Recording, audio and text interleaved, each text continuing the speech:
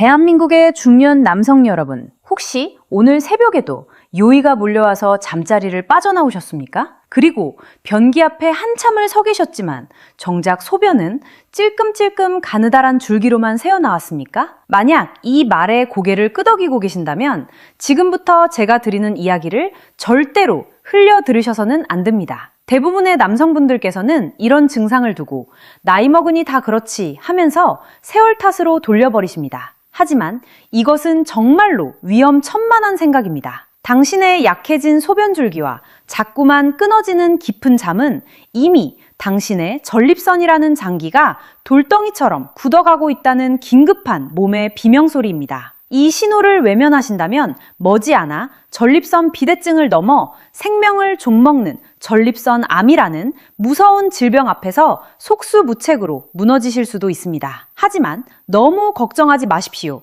오늘 제가 풀어드리는 이야기를 끝까지 들어주시고 알려드리는 방법을 오늘 밤부터 실천하신다면 당신의 전립선 나이는 지금으로부터 최소한 20년은 더 젊어질 수 있다고 저는 확신합니다. 이제부터 이어질 약 10분의 시간이 당신의 남은 인생의 질을 완전히 뒤바꿔 놓을 수도 있는 가장 중요한 시간이 될 것입니다. 의사로서 분명하게 말씀드립니다. 병든 전립선을 되살리는 가장 근본적인 해결책은 값비싼 약물이나 고통스러운 수술이 아닙니다. 정답은 훨씬 더 단순한 곳에 있습니다. 바로 당신의 전립선 안쪽에 수도 없이 오래 고여 썩어가고 있는 그 오래된 액체들을 일정한 주기로 완벽하게 비워주는 올바른 배출 습관 속에 있습니다. 참으로 안타까운 현실은 수많은 남성분들께서 몸이 보내는 이 치명적인 경고음을 무시해버린다는 것입니다. 그러다가 결국 소변길이 완전히 꽉 막혀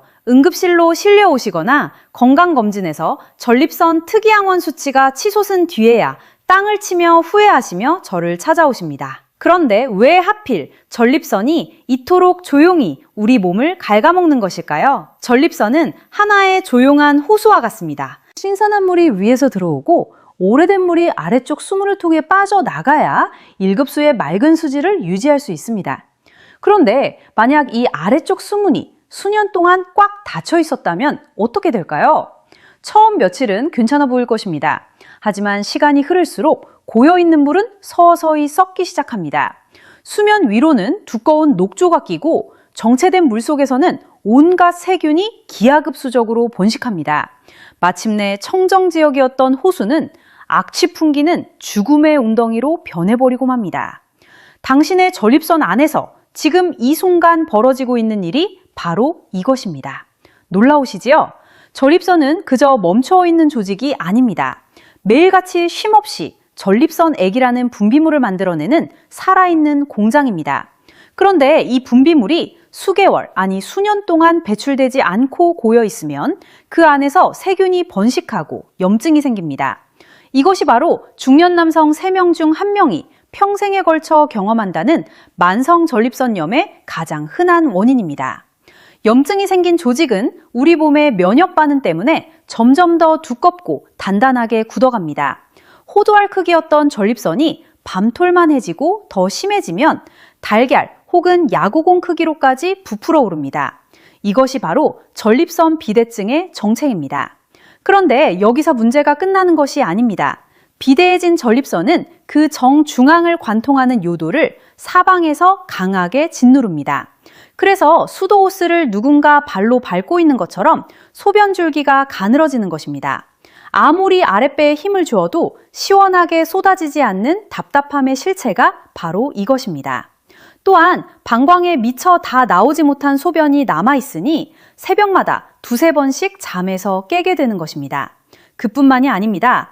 부풀어 오른 전립선은 주변을 둘러싼 발기신경과 미세 혈관까지 물리적으로 눌러버립니다. 그 결과 혈류가 막히고 신경 전달이 방해를 받으면서 남성의 자존심인 발기력까지 현저하게 떨어집니다. 지금 당신이 겪고 있는 밤잠을 설치게 만드는 소변 문제와 남몰래 쌓여가는 성기능 문제, 이 두 가지는 모두 뿌리가 하나입니다. 바로 배출되지 못하고 안에서 상해버린 전립선액이 일으킨 도미노 현상인 것입니다. 그러면 지금 병원에서 처방해주는 그 많은 약들은 대체 무엇일까요? 약물 치료는 분명 나름의 역할을 합니다. 하지만 그 작동 방식을 들여다보면 진짜 원인을 해결하기보다는 당장 급한 증상만을 가라앉히는 데 초점이 맞춰져 있습니다. 알파 차단제는 요도 주변 근육을 풀어 길을 살짝 넓혀주고, 호르몬 억제제는 전립선 크기를 서서히 줄여줍니다. 하지만 이 두 약물 모두 안쪽에 고여 썩고 있는 분비물에 대해서는 어떤 조치도 취하지 않습니다. 썩은 물이 가득한 저수지에 둑을 넓혀주거나 주변에 향수를 뿌려 악취를 가려주는 것과 같습니다. 근본 오염원인 고인물은 그대로 남아있으니 약을 끊으면 증상이 도지고 계속 먹으면 내성이 생기는 악순환이 반복됩니다. 여기서 잠시 정리해 보겠습니다. 첫째, 새벽 빈뇨와 가느다란 소변솔기는 단순한 노화가 아니라 전립선의 긴급 구조 신호입니다. 둘째, 그 근본 원인은 오랫동안 배출되지 못해 고여 상해버린 분비물 때문입니다. 셋째, 일반 약물은 증상만 가릴 뿐 이 고인물 자체를 해결해 주지는 못합니다. 이 세 가지를 꼭 기억해 두시기 바랍니다.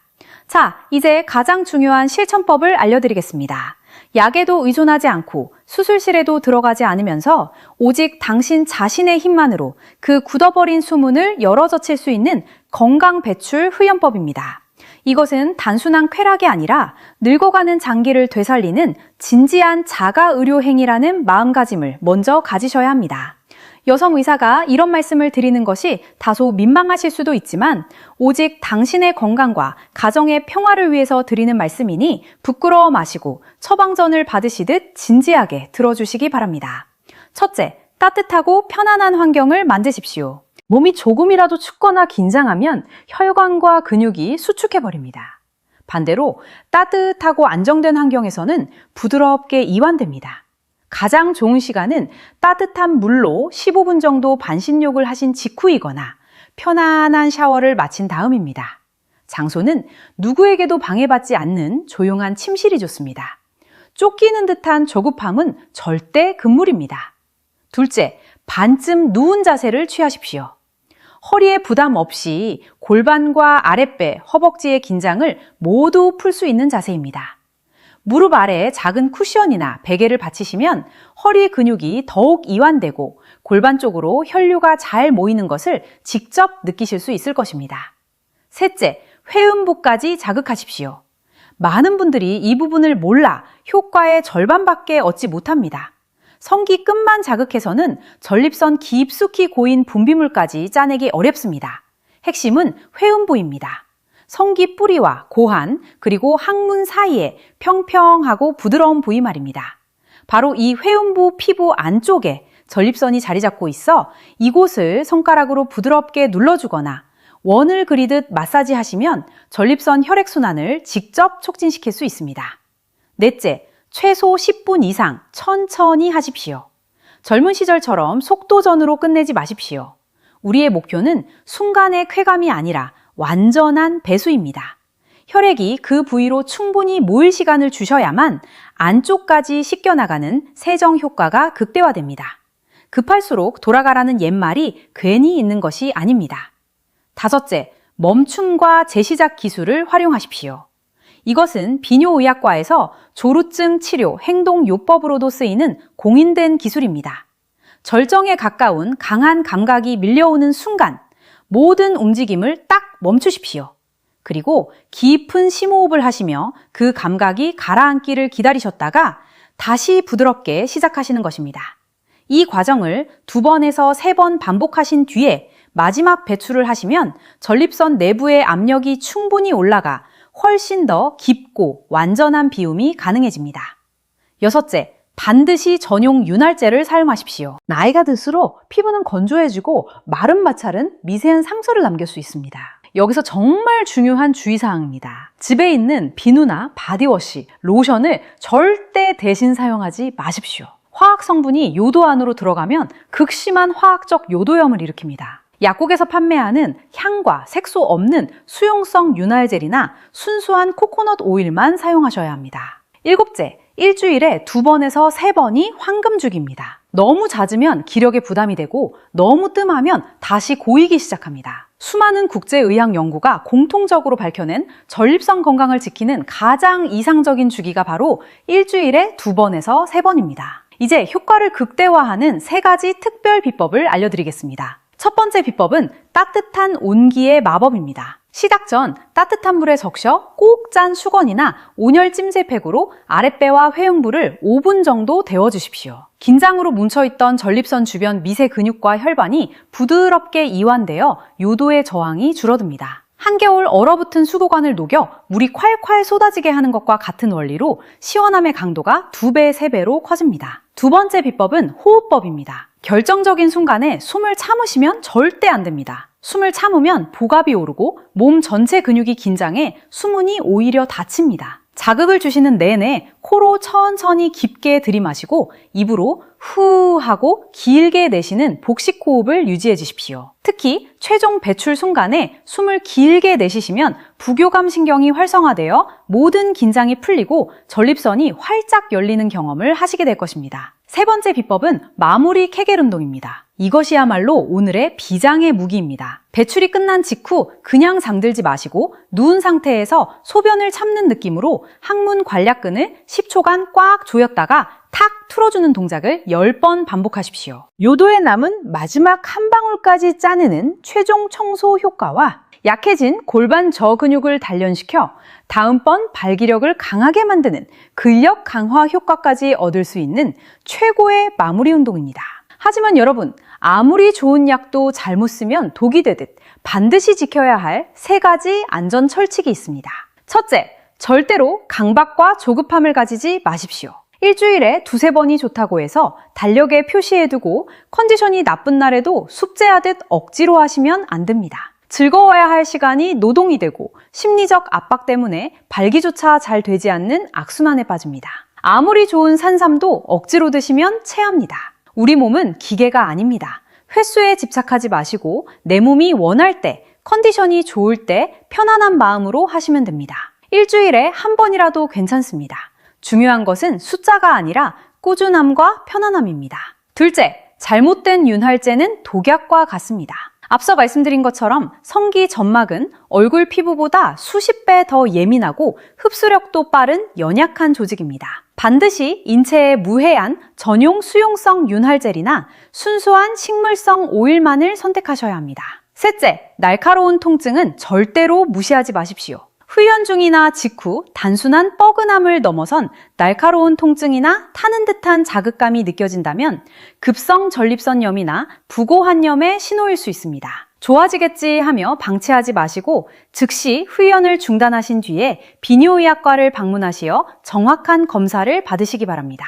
여기서 한 가지 더 중요한 것은 일상 속 식생활입니다. 전립선 건강을 지키는 대표 음식은 잘 익힌 토마토, 호박씨 같은 씨앗류, 그리고 녹차입니다. 특히 익힌 토마토의 리코펜 성분은 전립선 암 예방에 최고의 영양소입니다. 반대로 붉은 육류와 튀김 가공식품은 염증을 일으켜 전립선을 괴롭힙니다. 저녁 늦은 시간에 커피와 술도 금물입니다. 이뇨작용 때문에 밤에 화장실을 더 자주 가게 만듭니다. 그리고 오래 앉아있는 습관에 반드시 고치십시오. 1시간에 1번씩은 일어나셔서 가볍게 걷거나 스트레칭을 해주십시오. 이 작은 습관 하나가 당신의 전립선을 지키는 엄청난 방패가 됩니다. 이 훈련의 효과를 더욱 키우는 마지막 비결은 아내와의 협력입니다. 남편의 건강은 곧 아내의 행복이고 가정의 평화입니다.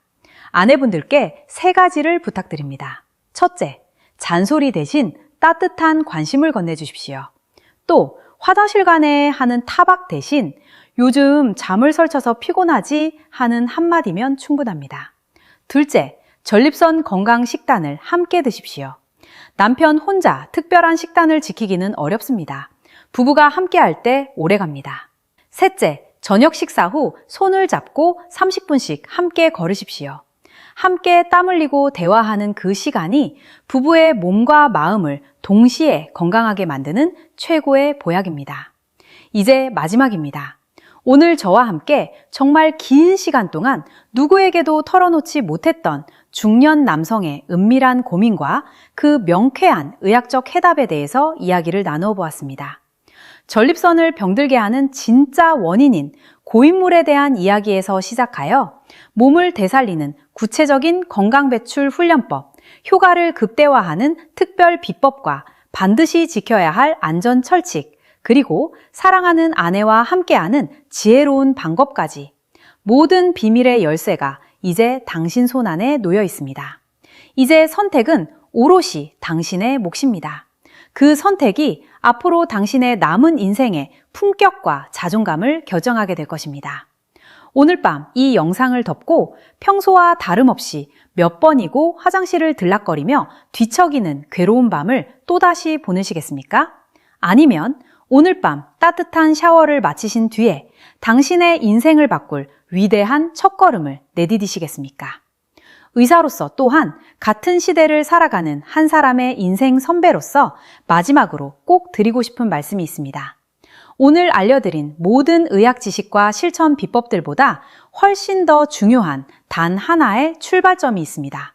그것은 바로 내 문제를 용기 있게 인정하는 태도와 건강한 삶을 반드시 되찾고야 말겠다는 강한 의지입니다. 나이 들었으니 당연하다며 참아왔던 불편함을 더는 방치하지 않겠다는 용기, 그리고 약이나 수술에 기대지 않고 내 몸의 진정한 주인이 되겠다는 의지, 이 두 가지만 있다면 당신은 반드시 달라질 수 있습니다.